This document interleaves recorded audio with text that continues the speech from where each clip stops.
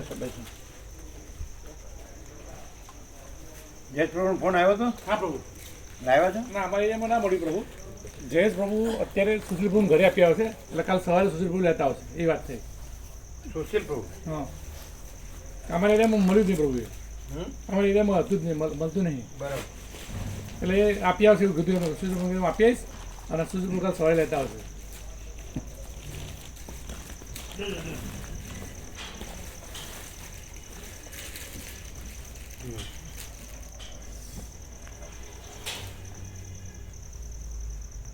એટલે એમાં real and genuine એટલે કેવા ભાવિક? એ ભગવાનનો ભાવ હોય અને કોઈ તર્ક ના હોય. હું આટલું જાણું છું ને આવું ને એવું ને. એમને જોયું એટલે એમને શું આઈડિયા? એ લોકો બધું વાતાવરણ જોયું તમારા સ્ટોલનું એટલે એમાં. એટલે બીજે બધે તમે તો કોક વખતે જતા ને, થોડા જતા ને? હતા, કોક વખત જતા હતા. તમે હતા જ નહીં? કોક વખત જતા હતા. તમે તો જોયા નહીં. અચ્છા, તમે ક્યાં જતા જ નહોતા ને ખાસ તો? દવાખાને જતા હતા, બાકી ત્યાં જતા. દવાખાને જતા ને? હા, દવાખાને જતા હતા, બાકી ત્યાં જતા. એમ જવાનું થાય એટલી વાર. રોજ નહીં, કોક દિવસ નહીં? કોઈક વાર વચ્ચે એક તોય સ્ટોલમાં કોક જ વાર એમ ને? ના, સ્ટોલમાં હતા પ્રભુ, કન્ટિન્યુ હતા. ખાલી સ્ટોલમાં હતા પ્રભુ. દવાખાને જાય ને ત્યારે ના બસ એક બે દિવસ દવાખાને ગયા હતા. એમ એટલે રહેતા હતા. એટલે ભગવાનનો ભાવ એટલે આમ કેમ રહ્યું? સરસ પ્રભુ. આનંદનો નશાન ઓછા હોય નહીં. છેલ્લો સ્ટોર હતો એટલે ઓછા આવે ને. આખા ડોમમાં ઓછા હતા એ વખતે. એ લોકોએ આ વખતે એવા ભાગ પાડ્યા હતા કે જે કોમર્શિયલ પ્રોફેશનલ હોય ને એનો એ ડોમ, અને બીજો જે સ્પિરિચ્યુઅલ. અમને એવું લાગે, એવું નહીં કરતો હોય કે એ લોકોના જે હોય ને એને પહેલેથી નજીકમાં જ આપી દે, પછી ચિઠ્ઠી ખેંચવાનું કહે ને એ બીજાને માટે કહે, એટલે દૂર ના જ હોય. એમાં ચિઠ્ઠીઓ દૂરની જ હોય. અમને એવું લાગે. તમે તમારે કોઈ દિવસ પેલો આવે જ નહીં, હંમેશા છેલ્લો આવે એનું કારણ એમ. હા, કોકથી તો રોટરી લાગવી જોઈએ ને આગળની. અમને એવું લાગે એ લોકોના હોય ને પોતાના લાગતા વળગતા એને પેલા આપી દે. ચિઠ્ઠી ખેંચવાની હોય ને દૂરના સ્ટોલમાં ની જ ચિઠ્ઠી ખેંચવાની એવું પણ ખબર ન પડે. એવું કહેવાય નહીં, આમ તો કહેવાય નહીં. હે શું શું શું?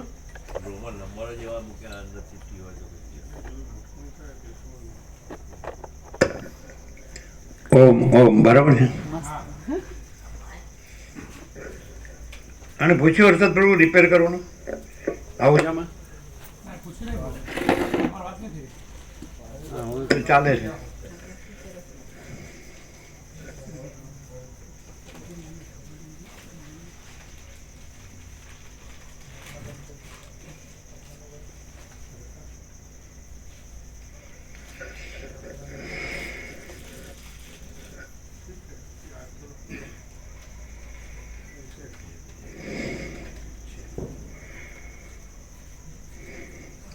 परम चिदाकाश,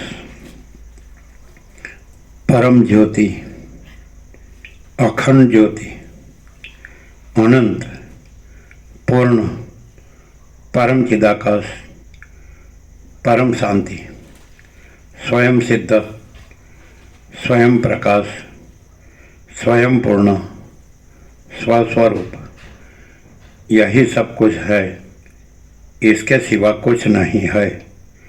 शून्यभास अनंत कोटि महाकल्पो है ही नहीं। वशिष्ठराम स्थिति प्रकरण राउंड 38મો રાઉન્ડ. પણ એટલે તમે એ લોકો તો શબ્દથી અપરિચિત હોય એટલે તમે શું કહો ને એ શું સમજે? ના, એ લોકો વાંચે પહેલા તો, પછી એમને એમ લાગે કે આ બરાબર છે એટલે સદગ્રંથ જુએ. પછી અમે એમને પરિચય આપીએ કે આ સદગ્રંથો શું છે, સ્વામીજી કોણ છે, અને બાકી બધામાં ને આમાં શું ડિફરન્સ છે, એવું અમે કહીએ. એટલે શું કહો તમે સદગ્રંથને સ્વામીજીને બધું એટલે શું? અમે પરમાત્મા તત્વ પ્રકાશનું પાનું ખોલીને કે જે એમાં સમાયેલા હોય એમના વચનામૃતમાં એ જ રસ હોય એમ એવું વંચાવીએ. શાશ્વત એ સમાયેલા. શું કીધું? પરમાત્મા તત્વ પ્રકાશમાં એક બ્રહ્મ વાક્ય છે કે જે તદ્રુપ થયેલા હોય એ બધા એ જ રૂપ છે, અને એમાંથી જે વચનામૃત આવે એ જ છે, એવી રીતનું.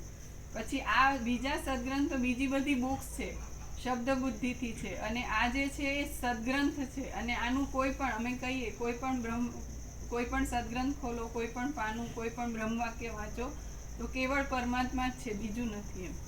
પછી એ લોકો બધા જુએ, પછી અમે 8 સદગ્રંથ બતાવીએ કે આમાં આ છે, આમાં આ છે એમ કરીને. પછી એમની ચોઈસ મુજબ લે, પછી કહીએ કે આખું લઈ લો કેમ કે બીજે ક્યાંય પછી મળશે નહીં તમને અને આવતા પુસ્તક મેળા સુધી તમને આ એવું લાગશે કે આ સરસ વસ્તુ. પણ પેલું આપતા હતા ભગવાનનો વ્યાપક વાર્ષિકોત્સવ, હા. આ તો આવી શકે એમ કહેવાય ને. હા. પછી પ્રભુનો પરિચય આપતા કે જે બીજા બધા રમણ મહર્ષિના પરિચિત છે બધા એટલે એ જોઈને જ કે આ રમણ મહર્ષિ. પછી ચિદાકાશ ગંગામાં રામકૃષ્ણ પરમહંસ છે તો અમે કહીએ આત્મ સાક્ષાત્કારી, આ ઈશ્વર સાક્ષાત્કારી, પણ છતાંય એ લોકો પ્રભુનો જ પ્રકાશ કરે પણ એ તુર્ય લેવલ છે અને આ તુર્યાતીત પોતે છે. એટલે પછી ફોટો બતાવીએ, પછી કહીએ કે આવી રીતે એમને એ કોઈના ગુરુ નથી, કોઈ એમના ગુરુ નથી, કોઈ આ સંસારનું કંઈ એમાં નહીં, પૈસા ઓળખતા નથી, રાજકારણ નહીં, કોઈમાં ભેદ નહીં, સંન્યાસી કે ગ્રહસ્થ કે એવા નાના મોટા કે સ્ત્રી પુરુષ કે કોઈ ભેદ નહીં. તમે જાઓ તો સીધો અનુભવ થાય તમને. આમ ખાલી આપણે જાણ્યું અને સારું છે એવું ના થાય, અનુભવ થાય અને પરમ શાંતિ, પરમાત્માની પરમ શાંતિ, અલ્ટિમેટ લાભ એમ. અને કોઈ જે વધારે અભ્યાસી હોય અને એવા હોય તો સીધું જ કહીએ કે તમે પહોંચી જ જાઓ અને અલ્ટિમેટ રિયાલિટી ઇન ટોટાલિટી છે અને પરફેક્શન ઓફ ઇન્ફિનિટી તમે પોતે જ રિયલાઇઝ કરશો. અને લઈ જાય બધા, પૂછે પછી કેવી રીતે જવાય, શું કરીએ.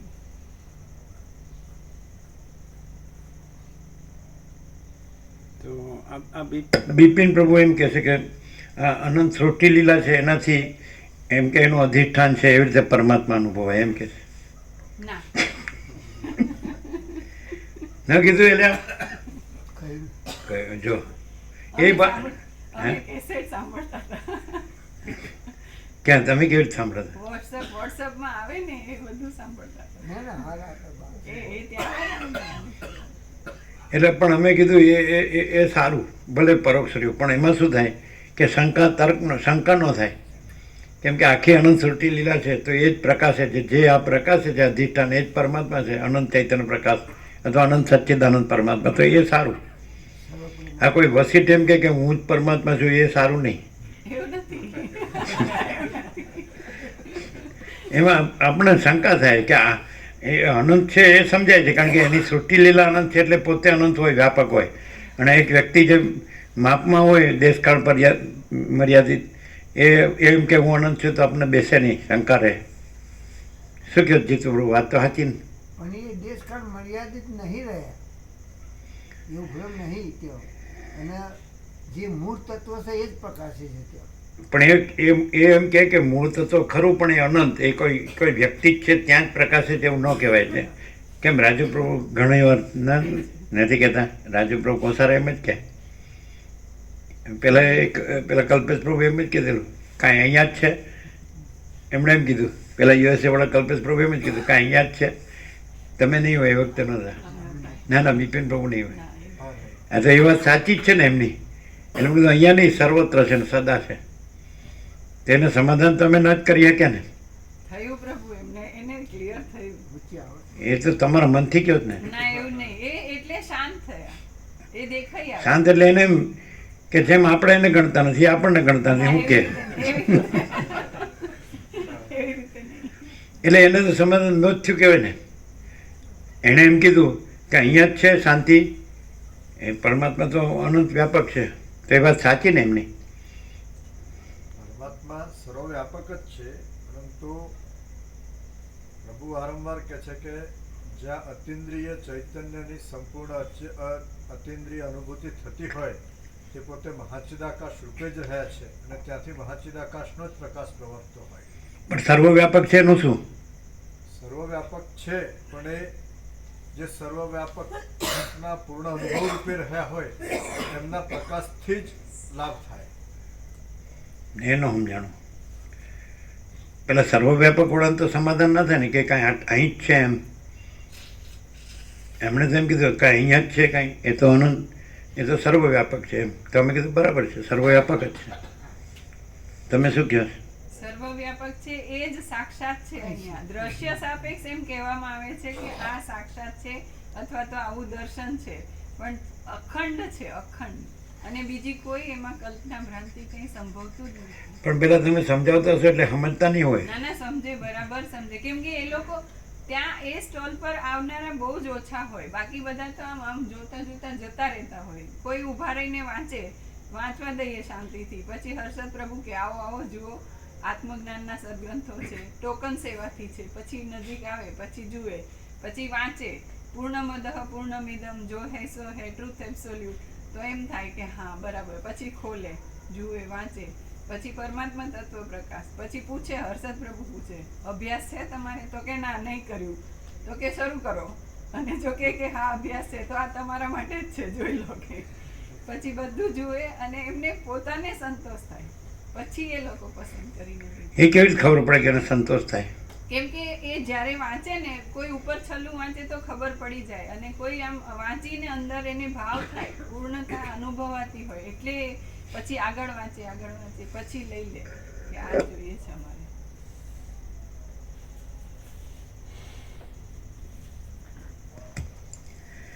આદ્ય પરબ્રહ્મ સદગુરુ દેવ કી જય. ઓમ શ્રી પરમાત્મને નમઃ. શ્રી યોગ વાસિષ્ઠ મહારામાયણ સ્થિતિ પ્રકરણ, પેજ નંબર 543, 543, સર્ગ 60મો. આ 60મા સર્ગમાં બ્રહ્મમાંથી ઉઠેલા જીવોનો શરીરોનું ગ્રહણ કરવાનો જે ક્રમ છે તે કહેવામાં આવશે અને તત્વવેત્તાઓની પ્રશંસા કરવામાં આવશે. સર્ગ 60મો, શરીર ગ્રહણનો ક્રમ અને તત્વજ્ઞ પ્રશંસા. વશિષ્ઠ બોલ્યા, હે રામ, સર્વ લોકોના પિતામહ ભગવાન બ્રહ્મા મોટા મન રૂપ છે.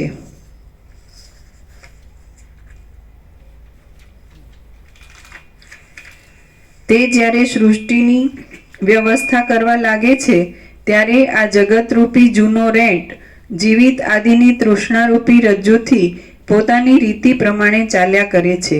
એ રજ્જુમાં અનેક પ્રાણીઓ રૂપી ઘડાઓ પરોવાયેલા છે. બ્રહ્માથી પ્રકટ થયેલા કેટલાયક વ્યષ્ટિ મનો સ્થૂળ શરીરો રૂપી પાંજરાઓમાં પ્રવેશ કરે છે. કેટલીક વ્યષ્ટિ મનોરૂપી ચક્રીઓ વાયુથી ઉડેલા અગ્નિના ચપળ તણખાઓની જેમ માયાના સંબંધવાળા આત્મામાંથી પ્રથમ ઉત્પન્ન થયેલા આકાશમાં જ ભ્રમણ કર્યા કરે છે. અને કેટલાક જીવો ઉપાધિના લયને લીધે અંદર પેસી જાય છે. હે રામ, જેમ સમુદ્રમાં તરંગો બહાર આવે છે અને અંદર પેસી જાય છે, તેમ આદિથી તથા અંતથી રહિત પરબ્રહ્મમાંથી સંકલ્પને લીધે ઉત્પન્ન થતા જીવો તેમાંથી બહાર આવે છે અને વળી અંદર પેસી જાય છે. જેમ ધુમાડાઓ વાદળાઓમાં પ્રવેશ કરે છે, તેમ બહાર આવેલા જીવો બ્રહ્મમાં કલ્પિત થયેલા આકાશમાં પ્રવેશ કરીને તે આકાશથી તથા તેવા જ સૂક્ષ્મ પૃથ્વી, જળ, તેજ, વાયુ તથા પ્રાણથી એકતા કૌંસમાં લિંગ શરીરોના અધ્યાસને પામે છે. તમે તુર્ય તેમને કહો એટલે એમને શું ખબર પડે? અમે એમને કહીએ, એ લોકો તુર્ય જાણતા હતા. એ લોકોને તુર્ય શું છે ખબર હતી, છતાંય અમે એમાં વધારે ક્લિયર કરતા હતા કે અખંડ પરબ્રહ્મ છે, તો એમાંથી અભિન્ન નથી, જુદી નથી, એવી એમની એક અલગ આઈડેન્ટિટી હોય અને એમાંથી એ પૂર્ણ પ્રકાશ કરે ને એમના લક્ષણ સ્વરૂપ જ્ઞાનથી, સ્વરૂપ ધ્યાનથી એ રહે. જ્યારે આમાં બીજું કંઈ છે જ નહીં ને આખું એબ્સોલ્યુટ તત્વ પોતે છે અને એમાં બીજું કંઈ સંભવતું જ નથી. અને પેલું મહાચિદાકાશ સબ કુછ है मैं कुछ नहीं है, એટલે બીજું કંઈ જ નથી, શક્ય જ નથી એમ, એવી રીતે. અને એ અનુભવ થાય. અમે એવું પણ કહેતા કે આ ભલે સદગ્રંથ તમે લઈ જાઓ, વાંચો, યુટ્યુબમાં વિડીયોઝ જુઓ, બધું જ, અને કોઈ નંબર આપે તો અમે કહીએ પણ કે અમે તમને શેર કરીશું એ બધું, પણ તમે રૂબરૂ આવો ને એનો બહુ જ ફરક હોય, એટલે તમે વહેલી તકે આવી જાઓ. તુર્યનો અર્થ શું કર્યો? તુર્યાથી તો બરોબર કે કેવળ પૂર્ણ બ્રહ્મ. તો એ અમે એવું કહેતા, તુર્ય એટલે વિટનેસ કોન્શિયસનેસ અને તુર્યાતીત એટલે એબ્સોલ્યુટ કોન્શિયસનેસ એમ. તો સાક્ષ્યની સાપેક્ષતા એને સાક્ષી કહેવામાં આવે છે. સાક્ષીપણું નથી, પણ સાક્ષ્ય નથી એમ કહીને પછી સાક્ષી છે એમ કહેવાનું. અને આ જે એબ્સોલ્યુટ કોન્શિયસનેસ છે એમાં પોતાના સિવાય બીજું નથી ને આખું અખંડ એમ. અને પછી પરમ ચિદાકાશ, પરમ જ્યોતિ, અખંડ જ્યોતિ સ્ટોલનું નામ છે તે. પરમ એટલે સૌથી સુપ્રીમ, અને મહાચિદાકાશ તો આખું ચૈતન્યને એટલે આકાશને જાણનાર, તો આકાશથી પણ મોટું હોય, આકાશથી પણ એ સૂક્ષ્મ. બરોબર. તો એબ્સોલ્યુટમાં તુર્ય નથી, ના. એ બરોબર. પછી કોઈ વસિત હોય તો એ એબ્સોલ્યુટમાં ન હોય ને, અને એબ્સોલ્યુટમાં વસિત ન હોય ને વસિતમાં એબ્સોલ્યુટ ન હોય. એ વસિત એમ કે હું નથી ને હું એબ્સોલ્યુટ છું, એબ્સોલ્યુટ કોન્શિયસનેસ છું, તો એ કેવી રીતે થાય? એવું નથી. વશિષ્ઠ નથી કહેતા કે હું વશિષ્ઠ નથી ને હું એબ્સોલ્યુટ કોન્શિયસનેસ છું. એબ્સોલ્યુટ કોન્શિયસનેસ પોતે પ્રકાશે છે, અને એમાં વશિષ્ઠ જેવો પરિચ્છિન્ન કોઈ ભાગની કલ્પના નથી એમ છે. શું બિપિન પ્રભુ, બરાબર? બિલકુલ પ્રભુ. વસિત નથી ને એબ્સોલ્યુટ કોન્શિયસનેસ છે, એટલે પૂર્ણ બ્રહ્મ જ છે, અનંત તેજગણ, અનંત ચિતગણ. એટલે એમાં પોતામાં પોતા વિના બીજું કાંઈ નથી. એટલે માચિદાકા સ્વસંવેદ્ય સહજ નિર્વિકલ્પ, એવી રીતે ને.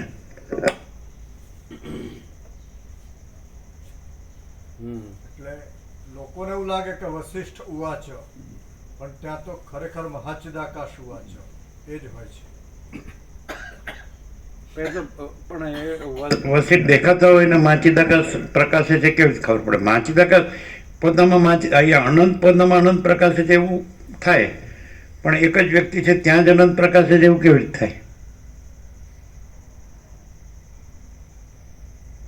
શું કહો છો? જ્યાં એક જ વ્યક્તિ જોવામાં આવે છે, હકીકતે અખંડ પ્રકાશ પોતે છે. એટલે જે ભાગની કલ્પના કરી છે ને એવું નથી ને, આખો પ્રકાશ જ એ છે. એમાં કોઈ વ્યક્તિની પરિચ્છિન્નતા, સીમિતતા કે સાપેક્ષતા નથી. અનુભવમાં એ આવે. સૂર્યનું દ્રષ્ટાંત આપે ને, સૂર્ય ગોળાકાર ભલે દેખાય પણ એ ચિત્ત ઘન જ છે, તેજ ઘન જ છે. એમ ભલે આકાર દેખાય પણ એ તેજ ઘન ચિત્ત ઘન જ છે, પરમાકાશ.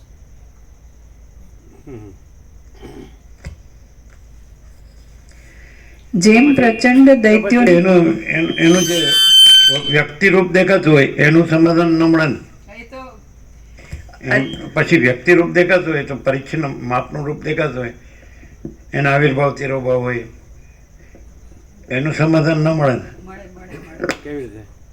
એક તો ગોસ્પેલ ઓફ સચ્ચિદાનંદમાં છે કે ઈશ્વર વિલાસભાસની કલ્પનામાં આવે. એટલે સાક્ષ્ય, સમષ્ટિ, વ્યષ્ટિ, સાક્ષી, સાક્ષ્ય નથી, અને એબ્સોલ્યુટ સચ્ચિદાનંદ એ તત્વ જ છે એવું છે. અને જે દેખાય છે દ્રશ્યની વ્યક્તિ દેખાય છે એની અત્યાર સુધીમાં આ 38મો રાઉન્ડ ચાલે છે, અનેક વાર ક્લેરિફિકેશન થયું છે. તો બીજાને દેખાતું અનેકવાર? ક્લેરિફિકેશન થયું છે, એની સ્પષ્ટતા થઈ છે. અને લાસ્ટ હમણાં જે રિસન્ટલી એ કૃષ્ણના શબ્દોમાં કીધું હતું, યદા યદા હિ ધર્મસ્ય ગ્લાનિર્ભવતિ ભારત અભ્યુત્થાનમ હવે જે તો દ્વૈતમાં આવે.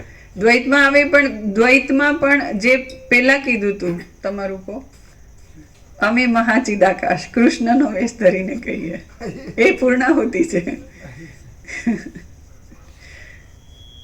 પછી દ્વૈતાદ્વૈતથી થાય એવું નહીં. ના, જ્યારે એ કલ્પના કરે છે કે આ વ્યક્તિ દેખાય છે, એ ભ્રમ છે, એ ભ્રમનું નિરસન કરવા માટે આ દ્વૈત નથી એમ કહેવામાં આવે. બાકી કોઈ કલ્પના નથી, અને એબ્સોલ્યુટ એબ્સોલ્યુટ છે. દ્રષ્ટાની કલ્પનામાં દ્રશ્ય દેખાય છે, આકાર દેખાય છે, પૂર્ણમાં નહીં. દ્રષ્ટાએ નહીં, દ્રશ્ય નહીં. ના, પણ પૂર્ણ છે બરાબર, અનંત પૂર્ણ છે બરાબર છે, પણ એક વ્યક્તિ છે, વ્યક્તિ નથી ને એ અનંત પૂર્ણ છે, એ કેવું? જો વ્યક્તિ પણ ન રહે તો પૂર્ણપણું તો સ્વસંવેદ્ય સ્વયંપ્રકાશ છે જ. દેખાય છે એનું સમાધાન શું? દેખાય છે એ અખંડ પ્રકાશ જ છે, પણ એ અખંડ પ્રકાશમાં દેખાય એટલી સીમિતતા નથી.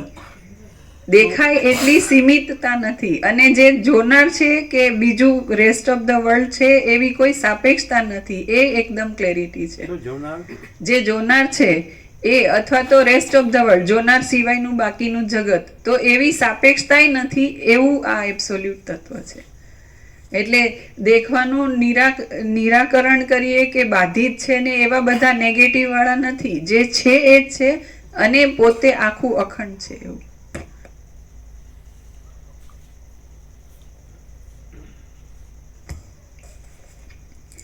આ પ્રમાણે લિંગ શરીરોના અધ્યાસને પામે જેમ પ્રચંડ દૈત્યોનો સમૂહ દેવતાઓને વશ કરી લે છે, તેમ લિંગ શરીરો જીવોને વશ કરી લે છે.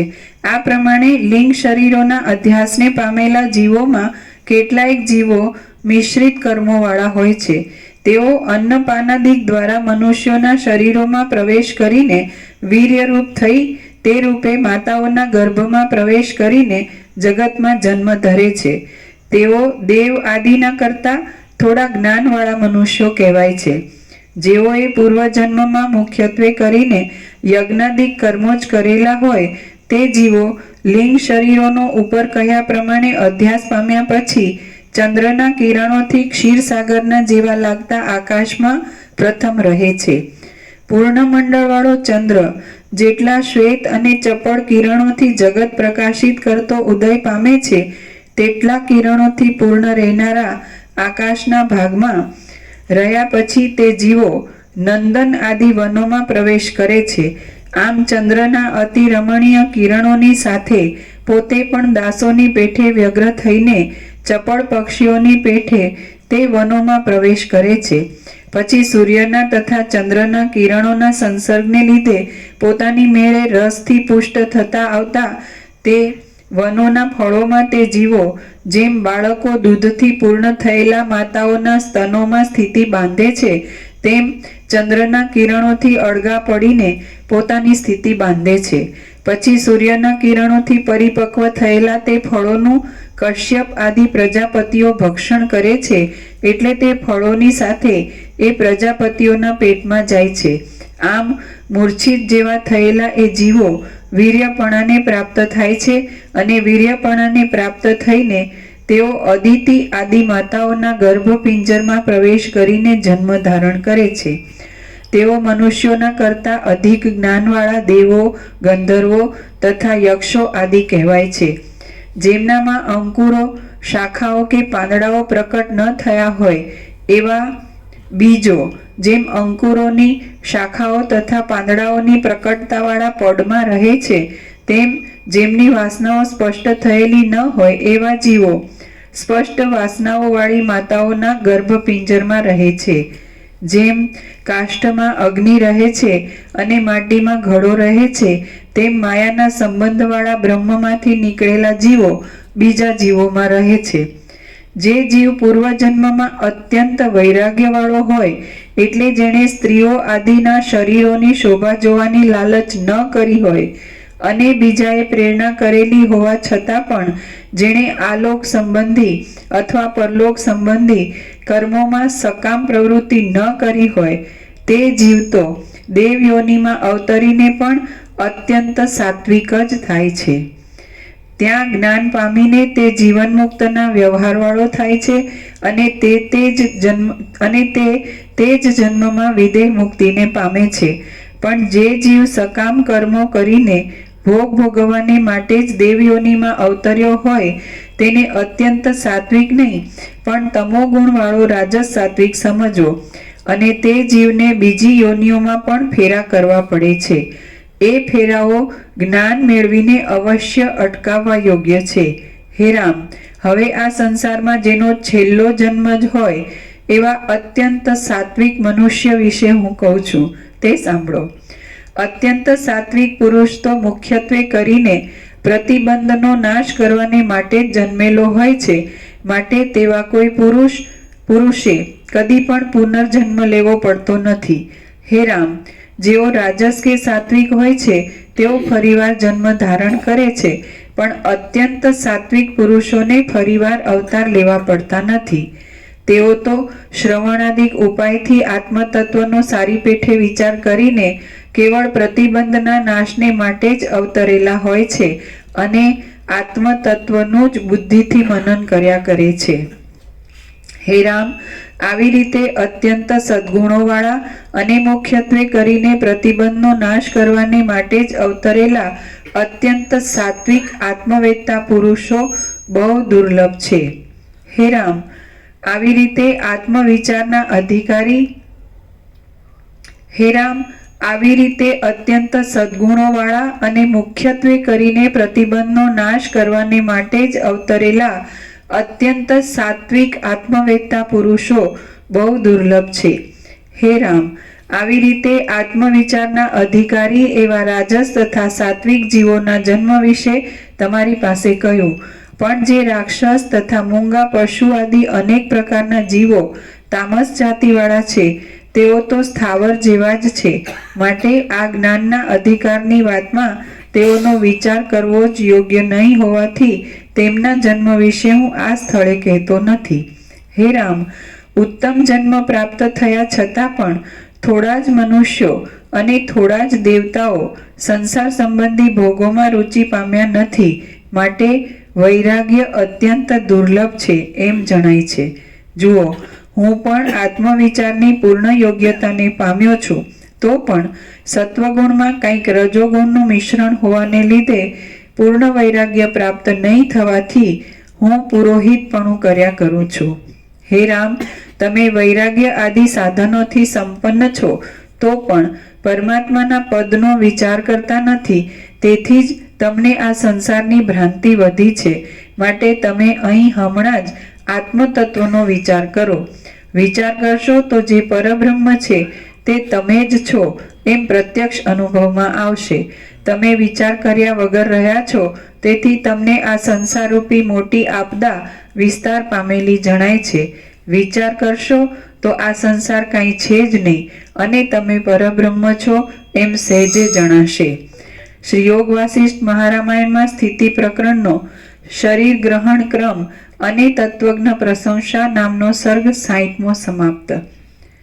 સર્ગ 61મો સત્પુરુષોની પ્રશંસા અને વિવેક તથા વૈરાગ્યના ક્રમ. આ 61મા સર્ગમાં મહાત્માઓની પ્રશંસા કરવામાં આવશે અને વિવેક તથા વૈરાગ્યના ક્રમ કહેવામાં આવશે. વશિષ્ઠ બોલ્યા, હે રામ, જે પુરુષો નિષ્કામ કર્મો કરીને અથવા ઉપાસના કરીને પૃથ્વીમાં જન્મેલા હોય છે તે મોટા સદ્ગુણવાળા પુરુષો સર્વદા આનંદયુક્ત જ રહે છે.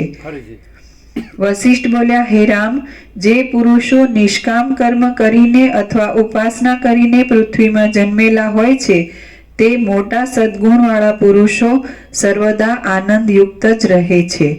જેમ આકાશમાં ચંદ્ર પ્રકાશે છે તેમ તેઓ પૃથ્વીમાં પ્રકાશે છે. જેમ આકાશ મેલને પ્રાપ્ત થતું નથી તેમ તેઓ ખેદને પ્રાપ્ત થતા નથી. જેમ સોનાનું કમળ રાત્રિએ પણ કરમાતું નથી તેમ તેઓ કદી પણ શરીરમાં કરમાતા નથી. જેમ સ્થાવરો પોતાના પ્રારબ્ધના ભોગ વિના બીજું કશું કરતા નથી તેમ તેઓ જ્ઞાનના સાધનો વિના બીજું કશું કરતા નથી. તેમ તેઓ જ્ઞાનના સાધનો વિના બીજું કશું કરતા નથી. જેમ વૃક્ષો પોતાના ફળાદિકથી બીજાઓને આનંદ આપે છે તેમ તેઓ પોતાના સદાચારોથી બીજાઓને આનંદ આપે છે. એટલે આ પ્રસાદ નથી લેતા એટલે એમને કઈ પ્રશ્ન છે તમારે? ના ના લઈએ છીએ. તો કઈ ત્યાગ વૈરાગ્યનું કોઈ ના ના લઈએ ત્યારે શું કરો? તપસ્યા લઈએ છીએ. શું કરે છે? 3 ટાઈમ લઈએ છીએ. કઈ દેવું બેવું થયું છે એટલે બચાવવો છે કે એવું છે? ના ના એવું નહીં. હે ફૂલ લઈએ છીએ. આમ તમને નથી લાગતું કે આમ ત્યાગ અને તપસ્યા વધારે હોય? ના ના તો ત્યાગ ને તપસ્યા તો પેલા બાબુ પ્રભુની ખૂબ છે. ખૂબ છે પણ ના પણ એ પાસે એકવાર પ્રસાદ તો ફૂલ દે, પાછા દૂધ બૂધ ફૂલ લે નહીં ખવાય ફૂલ એટલે બધું એટ એ ટાઈમ લે. એટ એ ટાઈમ એકી વખતે. તો આ તો ગોવા પ્રભુ કે આ કાંઈ લેતા નથી. એ લઈ લે છે એકવાર, પછી એને ટુકડે ટુકડે વાપરે છે, એવું કરે છે. એવું કરું છું? ટુકડે ટુકડે 2 વખત 2 ભાગ કરી પછી તો અહીંયા જ 2 વખત આવી જાવ તો, ચાલે ચાલે. અને 3 વખત આવી જાવ તો ત્યાં તો એટલું ભૂખ નહીં લાગતી, એટલું બધું ના લાગે. 2 વખત મોડી બધા કે શિયાળા ભગવાનમાં તો સારી ભૂખ લાગે. સવારે ઈચ્છા જ ન થાય. બપોરે 10-1 વાગે હા તો પણ 2 વખત જ ચાલે. 2 વખત અમે લઈએ છીએ. બપોરે આ તો ગોવા પ્રભુએ કીધું એટલે લઈએ છીએ. 2 વખત લઈએ છીએ. શું કહે તમારું શું કહેવું છે? લેવા નહીં આવતા એટલે શું કહીએ? લેજો. એટલે અહીં નહીં આવતા લેવા, પણ અમારી પાસે હોય ને પછી હવે તો આપવા મળ્યા છીએ વનફૂડ. એટલે ત્યાંથી ગાંધીનગરથી લઈને આવે છે? કાંઈ ઉખડી લેવું લાયા હોય પણ લઈને આવે જ નહીં? આવે છે અહીંથી હા. રોટલો તે ગાંધીનગર લેવા જાય છે એની કરતાં અહીંયા લઈને આપણે એમ કહેવાનું ના ના કે ભાઈ તમે સેવાની જરૂર નથી, તમે પ્રસાદ લો ફૂલ. હા એ તો એ જ છે કે તેને પસંદ મારા પૂર્ણ તો અખૂટ ભંડાર છે. કેમ છે પ્રભુ? હા ચેનું પ્રભુ હા ભાઈ હું સેવા નહીં આપું. ચાલશે, કાંઈ જરૂર નથી. ખરેખર અખૂટ ભંડાર નથી, માનપૂર્ણ અખૂટ ભંડાર છે. માનપૂર્ણ પોતે જ પૂર્ણ બ્રહ્મ એવું પરમાત્મા. લાગે કે આપણે ઓછું લે છે એમ હે ગોપરો પણ એવું લાગે કે આ પ્રસાદ ઓછો લે છે એટલે પણ આ બધા એમ કહે છે ને કે પણ ના એ ગાંધીનગરથી લાવે છે એમ. એ રોટલો લાવો બાજરીનો, બીજું કોઈ ના લાવો. કે બાજરીનો રોટલો તો અહીં તમે આપો ને. સ્ત્રીને હા, તો લઈએ. કેવું season પ્રમાણે લઈ આવે છે ના હોય ફળ ફળાદી હોય એમ નહીં, તમારે બાજરીનો રોટલો અહીંથી આપવાનો ને. કે આપણે છે ને કેટલો નાખીએ પ્રભુ, લઈ જાઓ. એટલે પહેલા લાવતા હતા ના, ના, પણ આમાં પાછું અમારે એવું થાય ને કે જેને જેના હાથનું ભાવતું હોય એના હાથનું જ ના ભાવે. એવું નહીં, અહીંથી જ લઈએ. હા ના, એ બરાબર છે. કીધા એમ રાખવું પડે આપણે. જમીએ અને બીજા દાડા હમ. અહીંથી લઈ લઈશું. કેમ આવ્યા? તારા વિના મારું બીજું કોઈ નથી.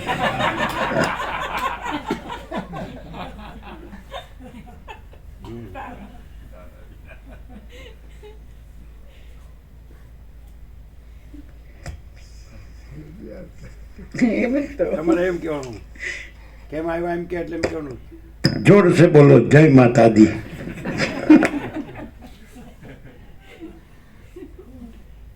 चलो वैष्णो देवी जाए नहीं तो वैष्णो देवी सब ऐसा बोलते हैं.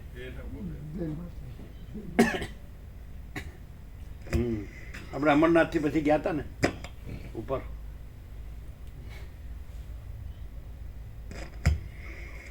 જેમ વૃક્ષો પોતાના ફળાદિકથી બીજાઓને આનંદ આપે છે તેમ તેઓ પોતાના સદાચારથી બીજાઓને આનંદ આપે છે.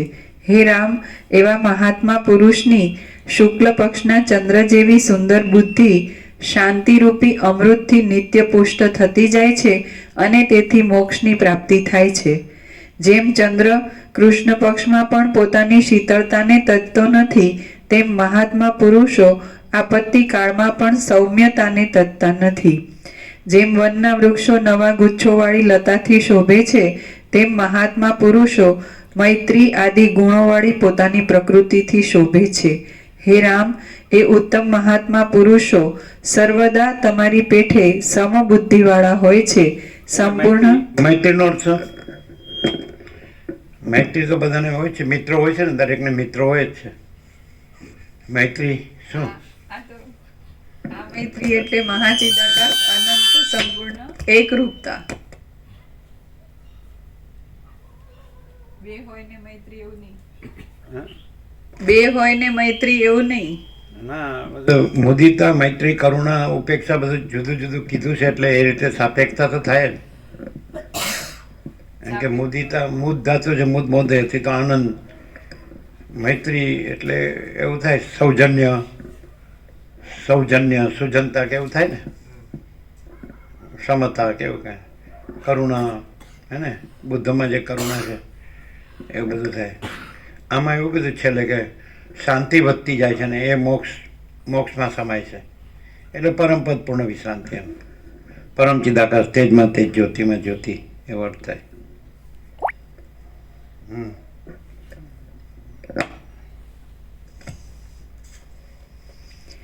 હે રામ, એ ઉત્તમ મહાત્મા પુરુષો સર્વદા તમારી પેઠે સમબુદ્ધિવાળા હોય છે, સંપૂર્ણ શાંત રસમય જ હોય છે, સૌમ્ય વૃત્તિવાળા હોય છે અને તેઓ સમુદ્રની જેમ કદી પણ મર્યાદાનો ત્યાગ કરતા નથી.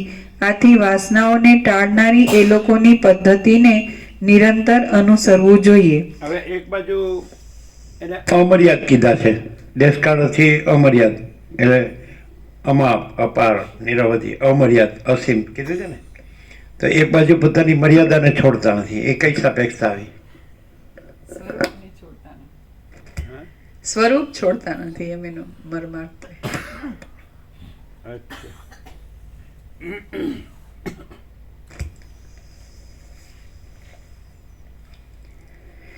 અને આપદાના સમુદ્રરૂપી સંસારની ખટપટમાં પડવું જોઈએ નહીં. જે રીતે રજોગુણનો ક્ષય થાય અને પોતાના આનંદ આપનારા સત્વગુણના ઉદયો વધે, તે રીતે શાંત મનથી જગતમાં વિહાર કરવો. જેમનું મૂળ લોકો વારંવાર ચિંતન કર્યા કરે છે એવા વિષયોની ગતિઓનો ત્યાગ કરીને વારંવાર જ્ઞાનશાસ્ત્રનો વિચાર કરવો અને તુરત મનમાં પૂરી કાળજી રાખીને જુદા જુદા પ્રકારોથી પદાર્થોના અનિત્યપણાનો વિચાર કરવો. આલોકના ભોગોને માટે તથા પરલોકના ભોગોને માટે જગતમાં જે ક્રિયાઓ કરવામાં આવે છે તેઓ તેમજ તે ક્રિયાઓના ફળરૂપ પશુ, પુત્ર, ધન તથા અપ્સરા આદિ પદાર્થો એક જાતની આપદા જ છે, પણ સંપત્તિરૂપ નથી એમ સમજુ પુરુષે ભાવના કર્યા કરવી. હે રામ, અજ્ઞાનના વિસ્તારરૂપ મિથ્યા વિષયોના વ્યર્થ ચિંતનને છોડી દેવું અને અવિનાશી પદાર્થરૂપ પોતાના સ્વરૂપનું સારી રીતે અનુસંધાન કર્યા કરવું. સદ્ગુરુના ઉપદેશથી અને સજ્જનોના સમાગમથી હું કોણ છું અને આ સંસારનો આડંબર કેમ થયો છે એ વિશે પ્રયત્નપૂર્વક વિચાર કરવો, કર્મોમાં ડૂબવું નહીં અને દુષ્ટની સાથે સહવાસ કરવો નહીં. સંસારમાં સઘળા પ્રિય પદાર્થોનો નાશ અવશ્ય થવાનો છે એમ જોયા કરવું અને જેમ મયુર મેઘને અનુસરે છે તેમ સજ્જનને જ અનુસરવું. અહંકાર, દેહ અને પુત્રાદિક સંસાર એ ત્રણ વહાણ વિનાના સમુદ્ર સમાન છે. ફરીથી. અહંકાર, દેહ અને પુત્રાદિક સંસાર એ ત્રણ વહાણ વિનાના સમુદ્ર સમાન છે. તેમની વાસનાને છોડી દઈને સત્ય પરબ્રહ્મનું જ અવલોકન કરવું. પુત્રાદિકની વાસનાને ત્યજી દેવી તેમજ અસ્થિર શરીરની વાસનાને પણ ત્યજી દેવી અને મોતીઓમાં તંતુની પેઠે સઘળા દેહોમાં પરોવાયેલા અત્યંત સૂક્ષ્મ સાક્ષી પરમ ચૈતન્યનું અવલોકન કરવું. જેમ દોરામાં મણિઓનો સમૂહ પરોવાયેલો હોય છે તેમ નિત્ય વિસ્તીર્ણ સર્વમાં રહેલા અને સર્વના અધિષ્ઠાનભૂત મહામંગલ પરબ્રહ્મમાં આ સઘળું બ્રહ્માંડ પરોવાયેલું છે.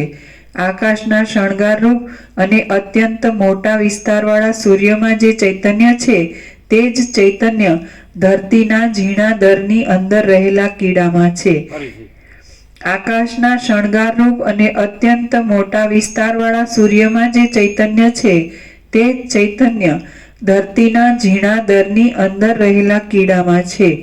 જેમ વાસ્તવિક રીતે જોતા ઘટાકાશોનો મહાકાશથી કશો ભેદ નથી, તેમ શરીરોમાં રહેલા જીવોનો પરમાત્માથી કશો ભેદ નથી. જેમ સર્વ પ્રાણીઓના અનુભવમાં આવતા પદાર્થો અનેક છે, પણ તે પદાર્થોમાં મધુર, અમ્લ, લવણ, કટુ, કષાય અને તિક્ત એ નામના રસો 6 જ છે, તેમ પ્રાણીઓ અનેક છે, પણ તેઓમાં ચૈતન્ય એક જ છે. સર્વદા એક પરમ સત્ય પરબ્રહ્મ વિના બીજું કાંઈ છે જ નહીં. માટે આ જન્મ્યો અને આ નાશ પામ્યો એવી તમને જે પ્રતીતિ થાય છે તે ખોટી જ છે. હે રામ, ઉત્પન્ન થઈને નાશ પામે એવી કોઈ વસ્તુ સાચી છે જ નહીં. આ જગત આભાસ માત્ર, દેખાવ માત્ર જ છે. માટે ઝાંઝવાના પાણીની જેમ સત પણ નથી, અસત પણ નથી, પરંતુ અનિર્વચનીય વસિષ્ઠના પ્રકાશથી સર્વસ્વનો કદી અભાવ થતો નથી. જાણે 38મું રાઉન્ડ છે તો જાણે પહેલી વાર સાંભળતા એવું લાગે.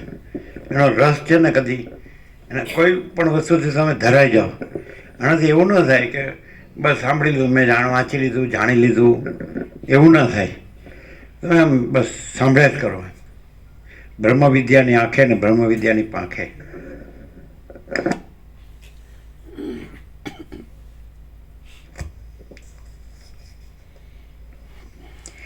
સર્વદા પરમ એક સત્ય પરબ્રહ્મ વિના બીજું કાંઈ છે જ નહીં. માટે આ જન્મ્યો અને આ નાશ પામ્યો એવી તમને જે પ્રતીતિ થાય છે તે ખોટી જ છે. હે રામ, ઉત્પન્ન થઈને નાશ પામે એવી કોઈ વસ્તુ સાચી છે જ નહીં. આ જગત આભાસ માત્ર, દેખાવ માત્ર જ છે. માટે ઝાંઝવાના પાણીની જેમ સત પણ નથી, અસત પણ નથી, પરંતુ અનિર્વચનીય, નિરૂપણ કરવાને અશક્ય જ છે. એટલે અસત પણ નથી એમ કેમ કીધું? સત પણ નથી એમ કેમ કીધું? અરે સોરી, અસત પણ નથી. એનો અર્થ સત પણ નથી તો બરાબર કે આભાસ માત્ર છે અને ઉત્પન્ન થઈને લય પામનારા સ્વભાવ અનિત્ય છે, પણ અસત પણ નથી એમ કેમ કીધું? જેમ મહાસાગરમાં તરંગ કીધો તો તરંગ હકીકતે દેખાય છે તરંગ, પણ છે જળ જ, જળ સિવાય બીજું નથી, અને દેખાવ તો કાંઈ થયો જ નથી, એટલે કેવળ જળ જ છે, એટલે એ અસત નથી પણ સત જ છે એમ.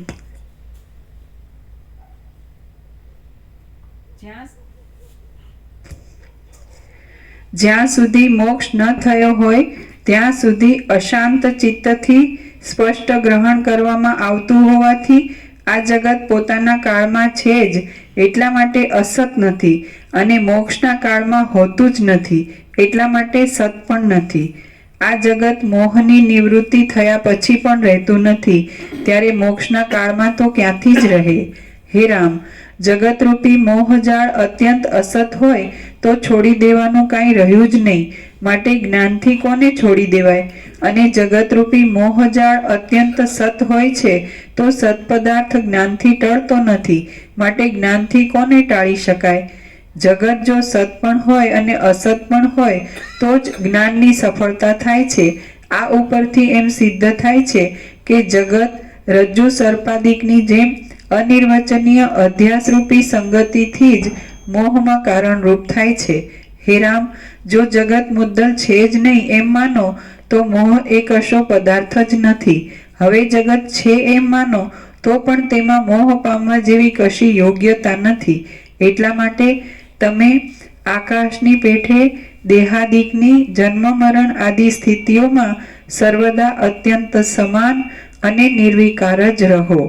શ્રી યોગ વાસિષ્ઠ મહારામાયણમાં સ્થિતિ પ્રકરણનો જનન મરણાન સ્થિતિ નામનો સર્ગ 61મો સમાપ્ત. સર્ગ 62મો. સત્સંગથી તથા પુરુષાર્થથી ઉત્તમ સ્થિતિ પ્રાપ્ત થાય છે.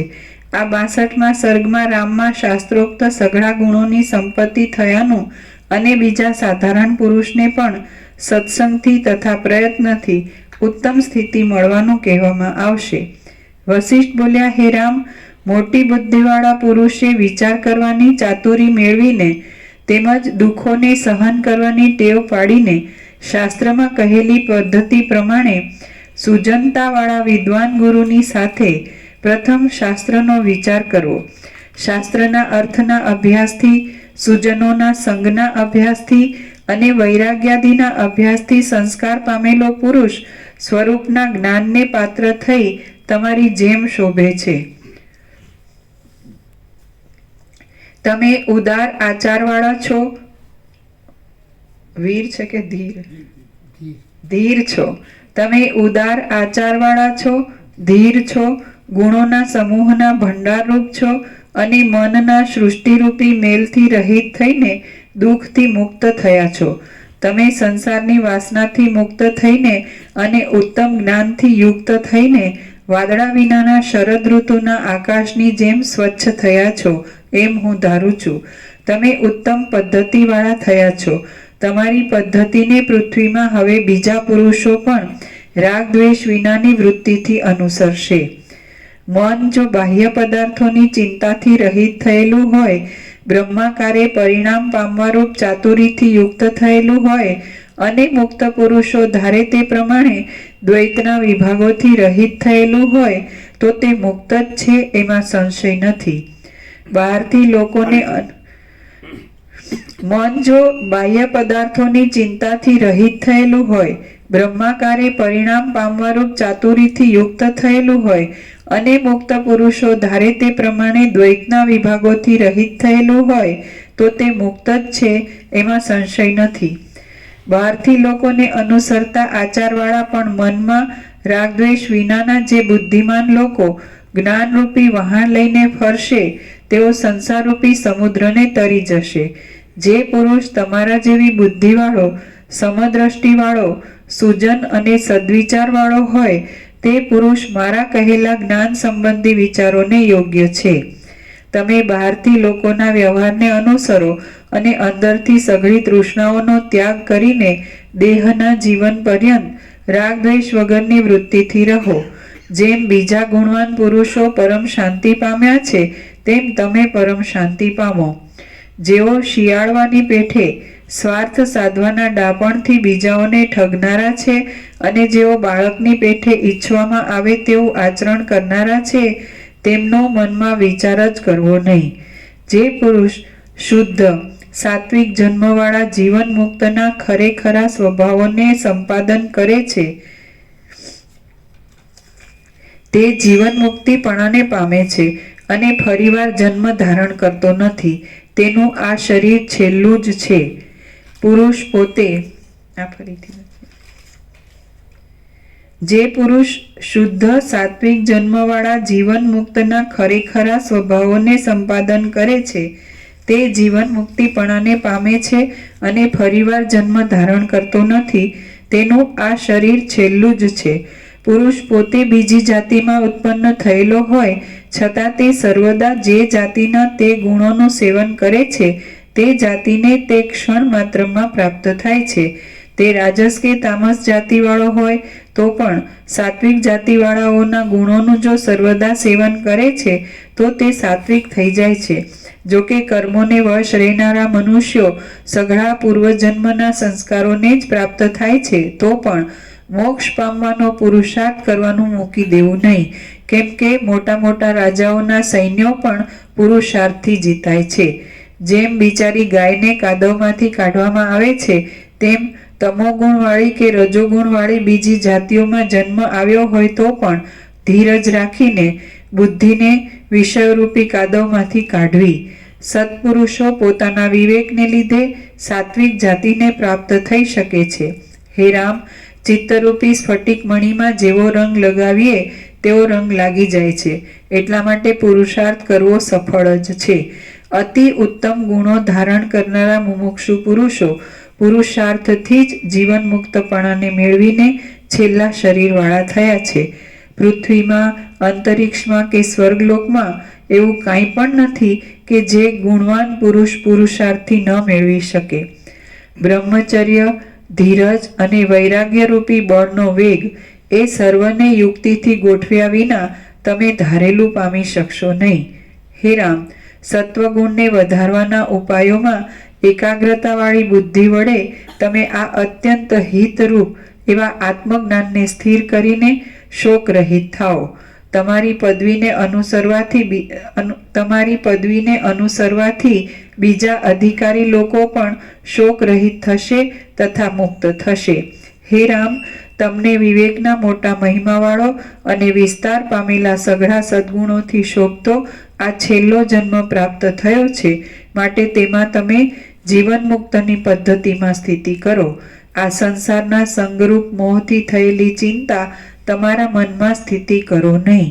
શ્રી યોગ વાસિષ્ઠ મહારામાયણમાં સ્થિતિ પ્રકરણનો પૌરુષ પ્રશંસા નામનો સર્ગ 62મો સમાપ્ત. સ્થિતિ પ્રકરણ સમાપ્ત.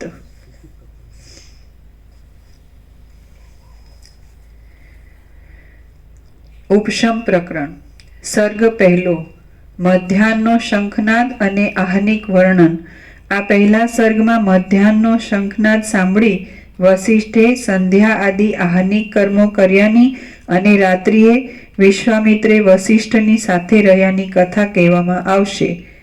વસિષ્ઠ બોલ્યા, હે રામચંદ્રજી, હવે સ્થિતિ પ્રકરણ પછીનું આ ઉપશમ પ્રકરણ સાંભળો. એ જાણવાથી મુક્તિ આપનારું છે. વાલ્મીકી બોલ્યા, વસિષ્ઠ મુનિ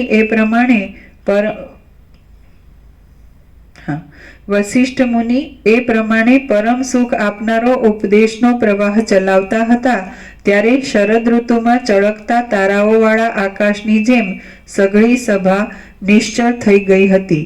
જેમ વાયુ વિનાના કમળવનમાં કમળો સ્થિર દેખાય તેમ સભાની અંદર સઘળા રાજાઓ શ્રવણની ઈચ્છાથી મૌન ધારણ કરીને સ્થિર થયેલા દેખાતા હતા. જેમના મદનું તથા મોહનું બળ સારી રીતે ઓછું થઈ ગયું હતું તેવી ચામર ઢોળનારી સુંદરીઓ જાણે લાંબો સમય જોગણ થયેલી હોય તેમ અંતઃકરણમાં વધારે ને વધારે શાંતિ પામતી જતી હતી. જેમ પક્ષીઓ પોતાનો ફડફડાટ છોડી દઈને વૃક્ષોમાં ગુપચુપ રહે છે તેમ એ સુંદરીઓના હસ્તરૂપી કમળોમાં રહેલા ચામરરૂપી હંસો પોતાના ચલણના શબ્દોને ત્યજી દઈને જાણે શ્રવણમાં એકાગ્રતાથી ગુપચુપ થઈ રહ્યા હોય એવા લાગતા હતા. વિચારની પદ્ધતિને જાણનારા રાજાઓ પોતપોતાના નાકની અણીઓ ઉપર તર્જની આંગળીની અણીઓ ધરીને જ્ઞાનના વિષયનો વિચાર કરતા હતા. જેમ સૂર્યનો ઉદય થતા આકાશ અંધકારને છોડી દે છે, તેમ ઉપદેશનો ઉદય થતા રામે અજ્ઞાન છોડી દીધું હતું અને તે પ્રભાતકાળના કમળની જેમ પ્રફુલ્લિત થયા હતા. જેમ મોર વૃષ્ટિથી ભીંજાઈને મેઘની ગર્જના સાંભળ્યા કરે છે, તેમ દશરથ રાજા પ્રેમથી ભીંજાઈને વશિષ્ઠ મુનિની વાતો સાંભળતા હતા. સારણ નામનો મંત્રી વાંદરા જેવા પોતાના ચંચળ મનને યત્નપૂર્વક સર્વભોગોમાંથી પાછું વાળીને ઉપદેશનું શ્રવણ કરતો હતો. ચંદ્રની કળા જેવા નિર્મળ અને વિચારની પદ્ધતિમાં ભારે વિચક્ષણતા ધરાવનારા લક્ષ્મણજી વશિષ્ઠના વચનોથી આત્મતત્વ પોતાના જાણવામાં આવતા હૃદયમાં તેનો અનુભવ કરવા લાગ્યા હતા. શત્રુઓને હણનારા શત્રુઘ્ન ચિત્તથી પૂર્ણ થઈને તથા અત્યંત આનંદ પામીને પૂર્ણિમાના ચંદ્ર જેવા શોભતા હતા. સુમિત્ર નામનો મંત્રી ઘણી ખટપટોના અભ્યાસવાળું પોતાનું મન ઉપદેશના બળથી પોતાને વશ થતા પ્રભાતકાળના કમળની પેઠે પ્રફુલ્લિત હૃદયવાળો થઈ ગયો હતો. તે સભામાં બેઠેલા બીજા લોકો, મુનિઓ તથા બીજા રાજાઓ પણ પોતાના ચિત્તરૂપી રત્નો સારી પેઠે ધોવાયાને લીધે પ્રફુલ્લિત જેવા થઈ ગયા હતા. આ સમયમાં મધ્યાહન કાળ થતા તે સમયને સૂચવનારા શંખોનો સઘળી દિશાઓને પૂરનારો અને પ્રલયકાળના વાદળાઓ તથા સમુદ્રોની ગર્જના જેવો ગંભીર ભારે પ્રબળ શબ્દ ઉઠ્યો. મેઘના નાદથી કોયલ પક્ષીના શબ્દો જેમ ઢંકાઈ જાય છે, તેમ એ શંખોના મોટા નાદથી વશિષ્ઠ મુનિની વાણી ઢંકાઈ ગઈ. પછી વશિષ્ઠ મુનિએ સભામાં પોતાના વ્યાખ્યાનને બંધ પાડ્યું. પોતાના ગુણના ચમત્કારની બીજાઓના મનમાં છાપ ન પડે એવા સમયમાં કયો મહાત્મા પુરુષ પોતાના ગુણને પ્રકટ કરે? મધ્યાહન કાળનો શંખનાદ સાંભળી જરાવાર વિસામો લઈ વશિષ્ઠ મુનિએ મોટો કોલાહલ શાંત થયા પછી રામચંદ્રજીને કહ્યું કે હે રામ, હે શત્રુઓનું મર્દન કરનારા, આજ તો આટલે સુધી જ વ્યાખ્યાન કહેવાનું હતું તે મેં તમને કહ્યું. હવે બીજું જે કહેવાનું છે તે સવારે કહીશ. મધ્યાહન કાળમાં બ્રાહ્મણોને સ્નાન સંધ્યાદિક જે કર્મો શાસ્ત્રના નિયમથી પ્રાપ્ત થાય છે તેમાં સમય ગુમાવવો યોગ્ય નથી. એટલા માટે મારે પણ આ સમયમાં તે કર્મો કરવા છે. હે સદાચારમાં વિચક્ષણ રામ, તમે પણ ઉઠો અને આચારથી પ્રાપ્ત થયેલી તે સ્નાન, દાન તથા દેવાર્ચન આદિ શુભ ક્રિયાઓ કરો. આ પ્રમાણે વશિષ્ઠ મુનિ બોલ્યા એટલે જેમ સૂર્યનારાયણ ચંદ્રની સાથે તથા નક્ષત્રોની સાથે ઉદયાચળના શિખરમાંથી ઉઠે, તેમ મહારાજ દશરથ વશિષ્ઠ મુનિની સાથે તથા બીજા સભાસદોની સાથે સભામાંથી ઉઠ્યા. આમ તેઓ ઉઠ્યા એટલે જેમ નેત્રો સરખા ભ્રમરોવાળી કમલીની મંદ પવનનો સ્પર્શ થવાથી ચલાયમાન થાય, તેમ ભ્રમરો સરખા નેત્રોવાળી તે સઘળી સભા સમય પ્રાપ્ત થવાથી ઉઠવા માટે ચલાયમાન થઈ. જેમ ચપળ સૂંઢોના મંડળથી શોભતી હાથીઓની સેના અસ્તાચળમાંથી ઉઠે, તેમ પુષ્પોના મુકુટોમાંથી ઉડતા ભ્રમરોના મંડળથી શોભી રહેલી એ સભા એ સ્થાનમાંથી ઉઠી. ઉઠવાના સંભ્રમને લીધે પરસ્પરના અંગો ભીસાયા, તેથી બાજુબંધો ઘસાયા અને માણિક્યોની કાંતિ ચારે બાજુ ફેલાઈ રહી. આથી ત્યાં રાતા વાદળાવાળા સંધ્યાકાળના જેવો દેખાવ થઈ રહ્યો. ત્યાં પુષ્પોના આભૂષણોમાંથી નીકળીને ભમવા લાગેલા ભ્રમરો ગુંજારો મચાવી રહ્યા અને મુકુટોમાં જડેલા મોટા પ્રકાશવાળા રત્નોની પ્રભાથી સર્વના વસ્ત્રો ઇન્દ્રધનુષ જેવા વિચિત્ર રંગોવાળા દેખાવા લાગ્યા. જેમ લતાઓના પાંદડાઓમાં સુંદર મંજરીઓવાળી વનોની પંક્તિ પોતામાં રહેલા મોટા મોટા હાથીઓના મંડળને ઉઠવાના સંભ્રમથી શોભે, તેમ સ્ત્રીઓના હસ્તોમાં શોભતા ચામરોવાળી તે સભા મોટા મોટા સભાસદોના ઉઠવાના સંભ્રમથી શોભવા લાગી. કડાઓની ચળકતી કાંતિઓથી સભાસદોના વસ્ત્રો પરસ્પર રાતા થઈ ગયા હતા. તેથી તેથી એ સભા પવનથી ઉડેલા પુષ્પોવાળી મંદારની વનરાજીની જેમ શોભતી હતી. સઘળી દિશાઓમાં હિમકણ જેવી કર્પૂરની કણીઓ ઘાટી રીતે ફેલાઈ હતી. તેથી એ સભા જાણે ધોળા વાદળાવાળી શરદ ઋતુ સર્વત્ર ફેલાયેલી હોય એવી જણાતી હતી. સભાસદોના મુકુટોમાં જડેલા ચકચકિત ઇન્દ્રનીલ મણિઓની કાંતિથી આકાશ ભાગ શ્યામ થઈ ગયો હતો અને સઘળા કાર્યો સમેટાઈ ગયા હતા. તેથી તે સભા પ્રફુલ્લિત નીલ કમળોવાળા અને જેમ સઘળા કાર્યો આટોપી લેવામાં આવે છે તેવા સંધ્યાકાળ જેવી લાગતી હતી. રત્નોના કિરણોથી વ્યાપ્ત થયેલા મુખોવાળી અને સારસ પક્ષીઓના જેવા સ્ત્રીઓના નુપુરોના શબ્દોવાળી એ સભા ત્યારે જળથી વ્યાપ્ત થયેલા કમળોવાળી અને ભ્રમરોના ગુંજરાઓવાળી કમલિનીની જેમ શોભતી હતી. સેંકડો રાજાઓના ઉઠવાના સંભ્રમોથી વ્યાકુળ થયેલી એ મોટી સભા અનેક પ્રાણીઓના સંભ્રમથી વ્યાકુળ થયેલી નવી સૃષ્ટિની જેમ ઉઠી હતી. જેમ રત્નોની પ્રભા વડે ઇન્દ્રધનુષ જેવા કરેલા તરંગો સમુદ્રમાંથી નીકળે તેમ રત્નોના જુદા જુદા રંગના પ્રકાશોએ ઇન્દ્રધનુષ જેવા કરેલા તે રાજાઓ દશરથ રાજાને પ્રણામ કરીને રાજમંદિરમાંથી નીકળ્યા. ઉપદેશના રસને જાણવામાં બહુ વિચક્ષણતાવાળા સુમંત્ર અને બીજા મંત્રીઓ વશિષ્ઠ મુનિને તથા દશરથ રાજાને પ્રણામ કરીને નાહવા માટે ગયા. વામદેવ આદિ તથા વિશ્વામિત્ર આદિ કેટલાયક ઋષિઓ વશિષ્ઠને અગ્રણી કરીને રાજાની આજ્ઞા લેવા માટે ઊભા રહ્યા. શત્રુદમન દશરથ રાજે એ મુનિવૃંદનો સત્કાર કર્યો અને પછી તેમની આજ્ઞા લઈને તે પોતાના નિયમિત કર્મો કરવા માટે ત્યાંથી પધારી ગયા. સવારે વહેલા આવવાનો નિશ્ચય કરીને વનવાસીઓ વનમાં ગયા, આકાશ નિવાસીઓ આકાશમાં ગયા અને નગરજનો નગરમાં ગયા. દશરથ રાજાએ અને વશિષ્ઠ મુનિએ પ્રેમપૂર્વક પ્રાર્થના કરવાને લીધે મહાત્મા વિશ્વામિત્ર મુનિએ તો વશિષ્ઠના ઘરમાં જ રાત્રિ રહેવાનો નિશ્ચય કર્યો હતો. જેમ દેવતાઓ વડે અનુસરાતા બ્રહ્મા બ્રહ્મલોકમાં પધારે તેમ શ્રીમાન વશિષ્ઠ મુનિ પોતાના આશ્રમમાં પધાર્યા. મોટા મોટા બ્રાહ્મણો, રાજાઓ, મુનિઓ તથા દશરથ રાજાના રામ આદિ સઘળા કુમારો તેમની પાછળ ચાલ્યા આવતા હતા અને સર્વ લોકો તેમને પ્રણામ કરતા હતા.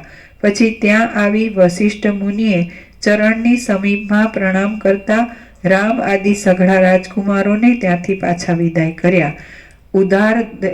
ઉદાર ધૈર્યવાળા વશિષ્ઠ મુનિએ ઉત્તમ ગુણોવાળા દેવલોકોને, મનુષ્ય લોકોને તથા નાગ લોકોને અનુક્રમે ત્યાંથી વિદાય કર્યા. પછી પોતાના ઘરમાં પ્રવેશ કરીને તેમણે બ્રાહ્મણોએ અવશ્ય કરવા યોગ્ય એવી નિત્યની દૈનિક ક્રિયા કરી. શ્રી યોગ વાસિષ્ઠ મહારામાયણમાં ઉપશમ પ્રકરણનો આહનિક વર્ણન નામનો સર્ગ પહેલો સમાપ્ત. સર્ગ બીજો. રામચંદ્રજીએ રાત્રિમાં કરેલો વિચાર. આ બીજા સર્ગમાં આહનિકની ક્રિયા, રામચંદ્રજીએ કરેલો વિચાર અને સાંભળેલા વિચારમાં સ્થિરતાને માટે કરેલી બુદ્ધિની પ્રાર્થના એટલા વિષયો કહેવામાં આવશે. વાલ્મીકી બોલ્યા, ચંદ્રના જેવી કાંતિવાળા એ રાજકુમારો એક સાથે થઈને ઘેર ગયા અને ત્યાં પોતપોતાના ઘરોમાં અનુક્રમથી સઘળું નિત્ય કર્મ કર્યું. વશિષ્ઠે, રામચંદ્રજીએ, રાજાઓએ, મુનિઓએ અને બીજા બ્રાહ્મણોએ પણ પોતપોતાના ઘરોમાં તથા ઘરોની બહાર પણ આ પ્રમાણે પોતાના કાર્યો કર્યા.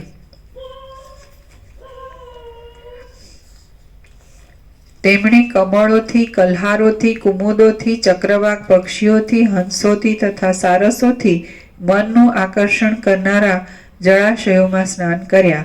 તેમણે બ્રાહ્મણોને ગાયોના, પૃથ્વીના, તલના, સુવર્ણના, શયનોના, આસનોના, પાત્રોના અને વસ્ત્રોના દાન દીધા. તેમણે સુવર્ણોથી તથા રત્નોથી વિચિત્રતાવાળા દેવાલયોમાં અને પોતાના ઘરોમાં વિષ્ણુ, શિવ, અગ્નિ અને સૂર્ય ઇત્યાદિ દેવતાઓના પૂજન કર્યા. પછી તેમણે પુત્રો, પૌત્રો, સંબંધીઓ, જાતિઓ, બંધુઓ અને મિત્રો એ સર્વની સાથે યોગ્ય રીતે સુંદર ભોજન કર્યા. એ નગરમાં સભાસદો એટલી ક્રિયાઓને પહોંચ્યા તેટલામાં દિવસ કેવળ 8મા ભાગે જ બાકી રહ્યો. આથી તે ઝાંખો અને જોતા ગમે નહીં એવો થયો. હવે તેમણે એ સાયંકાળ સુધીમાં જે કાર્યો કરવા જોઈએ તે કાર્યો કર્યા. તેટલામાં તો સૂર્ય પોતાના કિરણોની સાથે અસ્ત પામ્યો. સૂર્ય અસ્ત પામતા સર્વ લોકોએ સંધ્યાવંદન કર્યા, અઘમર્ષણ મંત્રોના સારી રીતે જપ કર્યા, પવિત્ર સ્તોત્રોના પાઠ કર્યા અને મનોહર ગાથાઓના ગાયન કર્યા.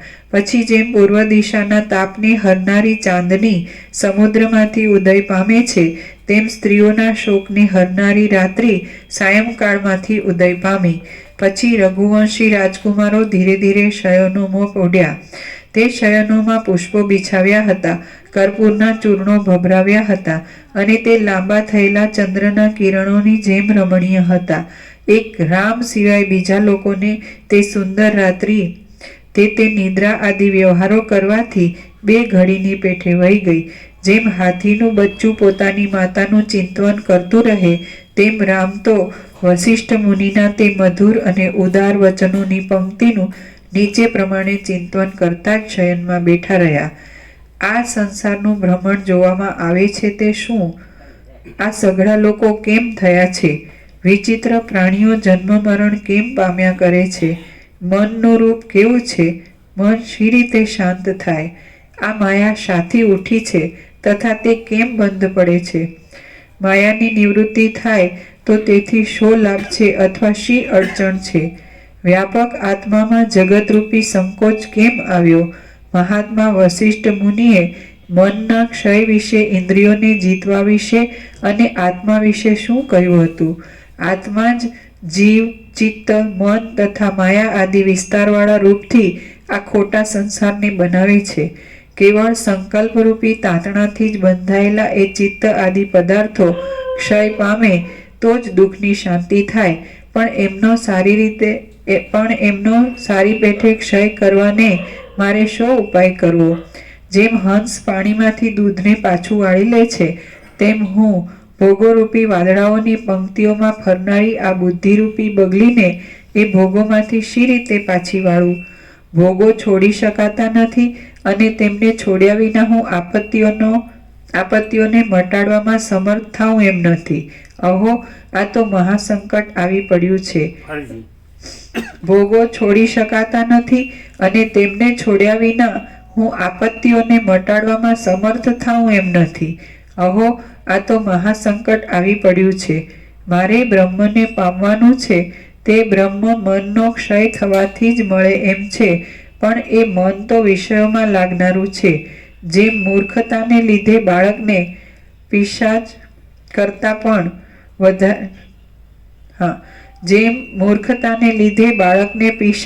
પહાડ કરતાં પણ વધારે દ્રઢ થઈ પડે છે, તેમ અજ્ઞાનને લીધે એ મન પહાડ કરતાં પણ દ્રઢ થઈ પડ્યું છે.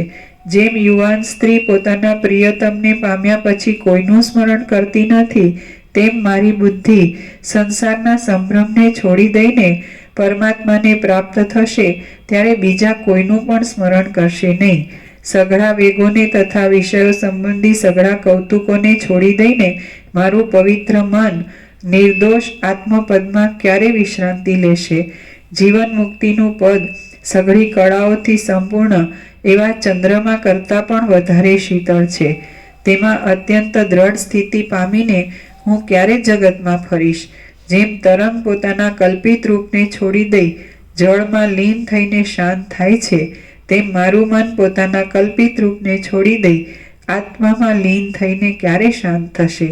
તૃષ્ણારૂપી તરંગોએ વ્યાકુળ કરેલા અને આશાઓરૂપી મગરોના સમૂહવાળા સંસારરૂપી સમુદ્રને તરીને હું ક્યારે સંતાપથી રહિત થઈશ? આત્મજ્ઞાનમાં વિચક્ષણતા પામીને અને સર્વમાં બ્રહ્મદ્રષ્ટિ રાખીને ઉપશમથી શુદ્ધપણાવાળી જીવન મુક્તની સ્થિતિમાં મને ક્યારે શોક રહિતપણે રહેવાનું મળશે? સઘળા અંગોને તપાવનારો અને સઘળી ધાતુઓમાં, કૌંસમાં રુધિર આદિ ધાતુઓમાં અને સુવર્ણ આદિ ધાતુઓમાં, સઘળા અંગોને તપાવનારો અને સઘળી ધાતુઓમાં લાગુ થવાથી ભારે ત્રાસ આપનારો આ મોહરૂપી જીર્ણ જ્વર ક્યારે નાશ પામશે? મારું મન વાયુ વગરના સ્થળમાં રહેલા દીવાની શિખાની પેઠે ભ્રમરને ત્યજી દઈને અને અત્યંત પ્રકાશમય થઈને ક્યારે સ્થિરતા પામશે? ભ્રમણને ત્યજી દઈને અને અત્યંત પ્રકાશમય થઈને ક્યારે સ્થિરતા પામશે? જેમ ગરુડ પક્ષીઓ સમુદ્રોને લીલા માત્રમાં તરી જાય છે, તેમ દુષ્ટ વિષયોથી શરીરને બાળનારી મારી ઇન્દ્રિયો ક્યારે દુઃખોને લીલા માત્રમાં તરી જશે. જેમ શરદ ઋતુમાં કાળો મેઘ નષ્ટ થઈ જાય છે, તેમ આ દેહ હું છું, હું રડું છું અને હું મૂઢ છું, એવા પ્રકારનો આ વ્યર્થ ભ્રમ ક્યારે નાશ પામશે? જે આત્મપદ મળવાથી બુદ્ધિ સ્વર્ગ આદિના સુખોને તરણા જેવા તુચ્છ ગણે છે, તે પદની હું માંગણી કરું છું. મને એ પદ ક્યારે મળશે?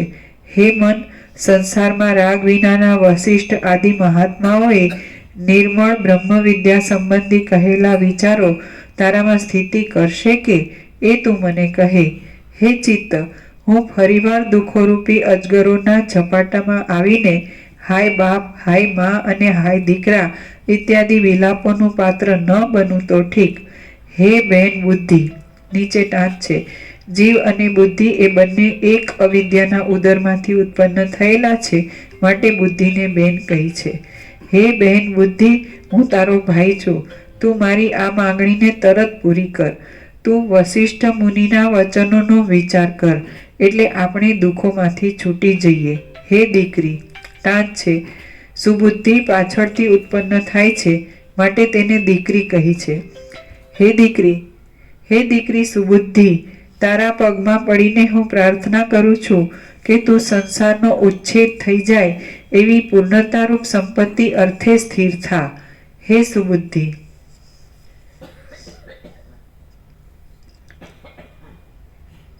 રામે પ્રથમ વૈરાગ્યના વચનો કહ્યા, તે પછી વશિષ્ઠ મુનિએ મુમુક્ષુજનનો વ્યવહાર કહ્યો, તે પછી જગતની ઉત્પત્તિઓનો ક્રમ કહ્યો, અને તે પછી દ્રષ્ટાંતોથી સુંદર લાગે એવું તથા બ્રહ્મ વિદ્યાવાળા આખ્યાનોથી તરત સમજાય એવું સઘળું સ્થિતિ પ્રકરણ કહ્યું.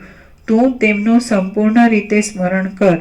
જે વસ્તુનો મને સારી પેઠે સેંકડો વાર વિચાર કરી મૂક્યો હોય, તે વસ્તુને જો બુદ્ધિ સ્વીકારે નહીં તો સઘળો વિચાર શરદ ઋતુના વાદળાની પેઠે નિષ્ફળ જ જાય છે. આથી સઘળા કાર્યોમાં બુદ્ધિ જ મુખ્ય છે.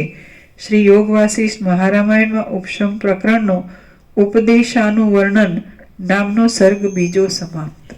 પ્રસાદ આપી દે.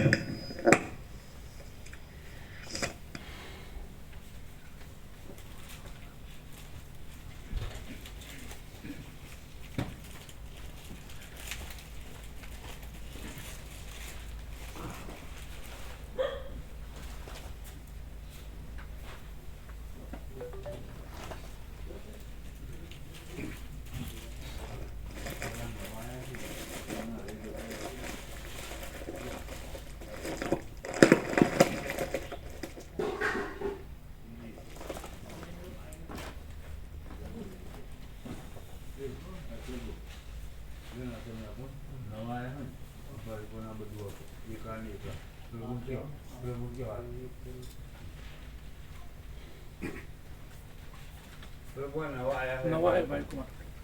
શું નવા આવ્યા? નવા આવ્યા ભાઈ પણ આ કાલે પ્રસાદ આપ્યો તો ને આજે નવા આવ્યા ભાઈ.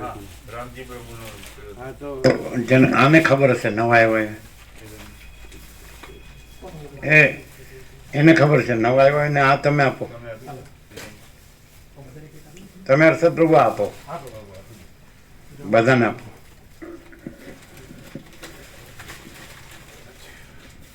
નવા આવ્યા એને જ આપો.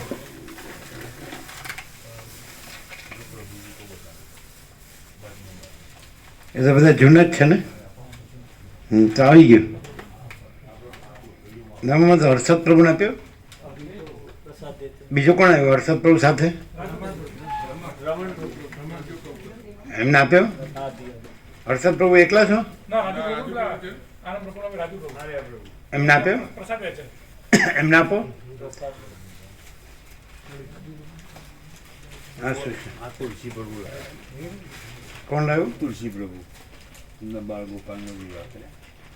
તુલસી પ્રભુ ડુંગળી વાળા તુલસી પ્રભુ ત્યાં આવ્યા છે? હા આવ્યા હા તો પછી હવે કેવી રીતે આપશે?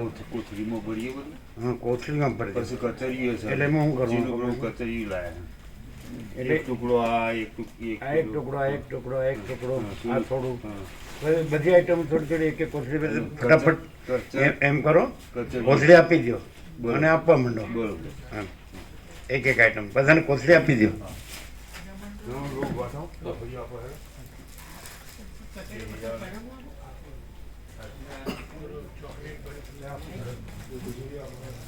એ સફરજન બધાને આવી ગયા? જેને બાકી હોય હાથ ઊંચા કરો. આવી ગયા ને બધાને? બાકી છે? એ બાકી છે અહીંયા. હર્ષદ પ્રભુ, અહીં સફરજન બાકી છે. ક્યાં ગયા? હાથ ઊંચા કરો. જો અહીંયા બાકી છે, જો પાછળ બાકી છે. બીજું કોઈ અહીંયા બાકી હોય તો બધા આપે. અરે એ બધી એક એક આઈટમ તમે આપી દે, એ મૂકી દો. આપી પણ હું બે આપી આ જેટલું આવે તે આપી પણ આપજે. આ એક આપો ને આ એક બધાને પોકાઈ આ 3 જણ આપો ને તો જ અપાય. ગાડી એ લોકો આઈટમ રહીને જાય, પાછળ પાછળ રહ્યો. કેતનબહુ આપી આપો.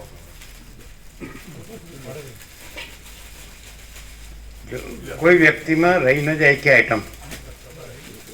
જો કેતન બહુ પેલી બાજુ ગયા એટલે તમે બધા લાઈનસર સાથે જ રહ્યો.